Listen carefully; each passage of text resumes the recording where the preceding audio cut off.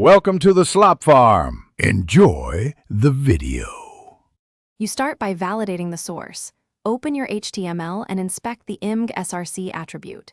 Make sure the file name, extension, and letter case match the actual file. If you used a relative path, adjust it to /images/pic, JPG or /assets/pic, JPG so it points to the served folder. Once done, reload the page, clearing cache. If the file sits outside the server root, move it into the public directory so the browser can request it. Next, you validate delivery. Load the page with DevTools open and watch network. Make sure the image request returns 200, not 404 or 403, and that content type is image/JPEG, image/PNG, or another proper MIME type. If you're testing locally, use a simple static server rather than file, // to avoid cross-origin restrictions.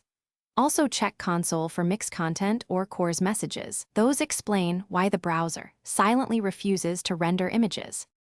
Finally, ensure your markup and client-side rules let the image display. Use a valid img tag with alt text and remove stray quotes or broken attributes. If the file is correct but still not visible, clear cache or add v=2 to force reload. Make sure CSS isn't hiding it with display, none, visibility, hidden, 0 width/height, or negative z-index. Troubleshooting tip: if problems persist, open the image URL directly in a new tab to isolate server delivery from page layout issues. Thanks for watching. Consider subscribing if we helped you today.